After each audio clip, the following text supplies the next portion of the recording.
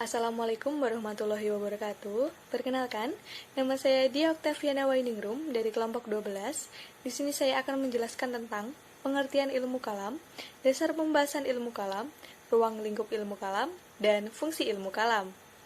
Baiklah, poin yang pertama adalah pengertian ilmu kalam.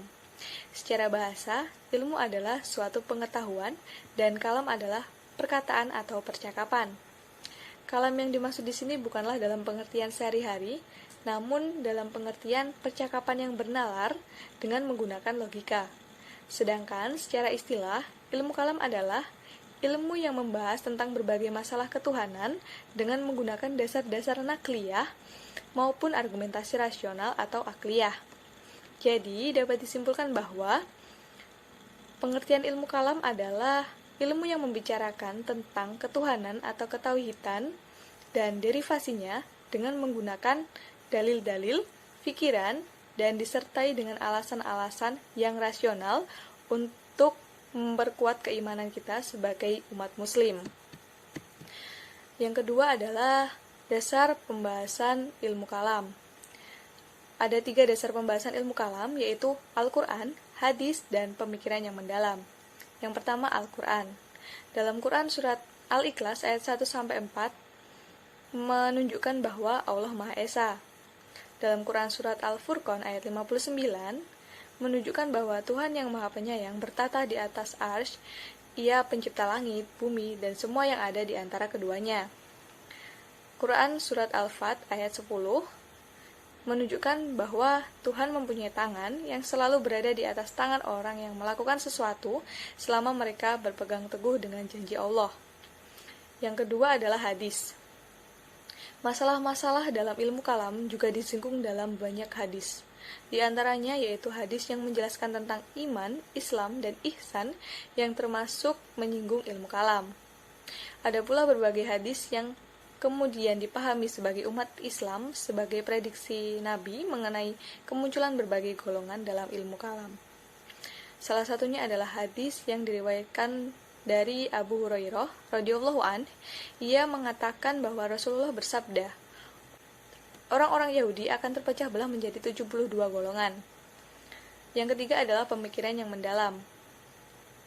Pada pertumbuhan awal pemikiran Islam, para ulama telah menggunakan rasionya untuk menjelaskan hal-hal yang berkaitan dengan ajaran Islam jauh sebelum filsafat Yunani berpengaruh luas dalam khasanah ilmu keislaman. Hal ini terutama yang berkaitan dengan ayat-ayat mutasyabihat, yakni ayat-ayat Al-Quran yang samar maksudnya, sehingga membutuhkan pemikiran akal untuk memahaminya. Yang poin selanjutnya adalah ruang lingkup ilmu kalam. Ruang lingkup ilmu kalam ada 4. Yang pertama, ilahiyah. Ilahiyah adalah masalah yang berkaitan dengan ketuhanan. Aspek yang diperdebatkan adalah sifat-sifat Tuhan, kodrat dan iradat Tuhan, dan persoalan kemauan bebas manusia. Yang kedua adalah nubuwah. Nubuwah adalah hubungan yang memperhatikan antara Allah dengan makhluk. Di dalam hal ini membicarakan tentang hal-hal sebagai berikut. Yang pertama, utusan-utusan Tuhan yang telah ditetapkan Tuhan melakukan pekerjaan tertentu, yaitu malaikat. Wahyu yang disampaikan Tuhan sendiri kepada Rasul-Nya, baik secara langsung maupun dengan perantara malaikat. Dan para Rasul itu sendiri yang menerima perintah dari Allah untuk menyampaikan ajarannya kepada manusia. Yang ketiga adalah ruhiyah. Ruhiyah adalah kajian tentang segala sesuatu yang berkaitan dengan alam metafisika, seperti malaikat, jin, iblis, setan, roh, dan lain sebagainya. Dan yang keempat, atau yang terakhir adalah sam'iyah. Sam'iyah adalah persoalan-persoalan yang berkenaan dengan kehidupan sesudah mati yang meliputi hal-hal sebagai berikut. Kebangkitan manusia kembali di akhirat, hari perhitungan, dan persoalan yang berhubungan dengan tempat pembalasan, yaitu surga atau neraka.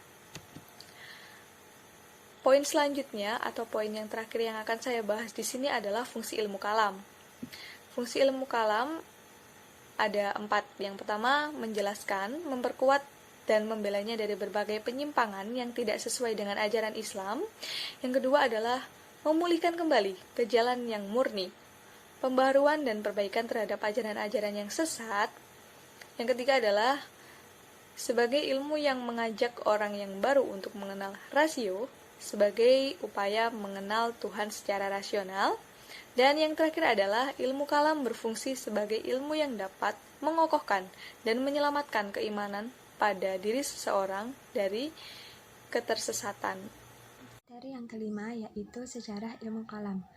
Di kalangan umat Islam telah terjadi perbedaan pendapat yang mengakibatkan lahirnya aliran kalam seperti Khawarij, Syiah, dan Murji'ah.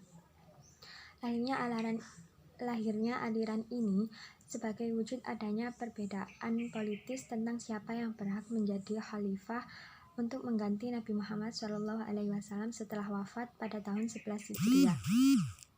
Ilmu kalam sebagai ilmu yang berdiri sendiri disebutkan untuk pertama kali pada masa Khalifah Abbasiyah Al-Ma'mun yang wafat pada 208 Hijriah. Ilmu kalam belum dikenal pada masa Nabi Muhammad SAW maupun pada masa sahabat-sahabatnya. Sejarah berdirinya ilmu kalam apabila dilihat dari faktor penyebab dari dalam, yang pertama yaitu Al-Quran. Yang kedua, ketika kaum muslimin selesai membuka negeri-negeri baru untuk masuk Islam. Yang ketiga yaitu persoalan politik. Selain itu, ada juga faktor-faktor lain yang datangnya dari luar. Yang pertama yaitu banyak di antara pemeluk-pemeluk Islam yang beragama Yahudi dan Nasrani yang kemudian memasukkan ajarannya ke dalam ajaran Islam. Yang kedua, golongan Islam yang dulu, terutama golongan Mu'tazilah, memusatkan perhatiannya untuk penyiaran Islam.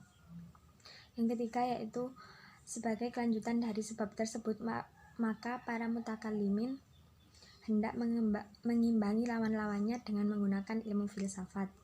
Materi yang keenam yaitu hubungan ilmu kalam dengan ilmu lain. Yang pertama, persamaan ilmu kalam, ilmu tasawuf, dan ilmu filsafat. Objek kajian ilmu kalam adalah ketuhanan dan segala sesuatu yang berkaitan dengannya. Objek kajian filsafat itu adalah masalah ketuhanan, tetapi juga ada masalah alam, manusia, dan segala sesuatu yang ada. Objek kajian tasawuf itu adalah Tuhan, yakni upaya-upaya pendekatan terhadapnya. Jadi dilihat dari objeknya ketika ilmu tersebut sama-sama mempelajari tentang ketuhanan. Yang kedua yaitu perbedaan antara ketiga ilmu tersebut terletak pada aspek metodologinya. Yang pertama yaitu ilmu kalam sebagai ilmu yang menggunakan logika. Yang kedua, sementara filsafat adalah sebuah ilmu yang digunakan untuk memperoleh kebenaran rasional. Yang ketiga, sebagai ilmu tasawuf melalui penghayatan yang mendalam lewat hati. Korelasi antara ilmu kalam dengan filsafat, tasawuf, dan fikih. Ilmu kalam merupakan bagian atau ruang lingkup dari terutama filsafat Islam karena persoalan-persoalan ketuhanan yang meluas. Yang kedua, filsafat dijadikan alat untuk membenarkan nas agama. Antara ilmu kalam dengan tasawuf. Dalam kaitannya dengan ilmu kalam, ilmu tasawuf berfungsi sebagai pemberi wawasan, penghayatan yang mendalam lewat hati, dan juga penyempurnaan ilmu tauhid. Yang kedua, dalam kaitannya dengan ilmu tasawuf, ilmu kalam berfungsi sebagai pengendali ilmu tasawuf. Antara ilmu kalam dengan fikih dan usul fikih. Ilmu kalam membahas soal-soal dasar dan pokok. Pandangan yang lebih luas tinjauannya dapat memberi sikap toleran. Yang terakhir yaitu peranan ilmu kalam dalam kehidupan. Di sini ada dua peran ilmu kalam di dalam kehidupan kita. Yang pertama yaitu memahami kembali makna ajaran Islam dengan argumen logika yang benar. Yang kedua yaitu memahami keberagaman keyakinan dengan sikap toleran. Sekian materi yang dapat saya sampaikan. Kurang lebihnya saya mohon maaf yang sebesar-besarnya. Wassalamualaikum warahmatullahi wabarakatuh.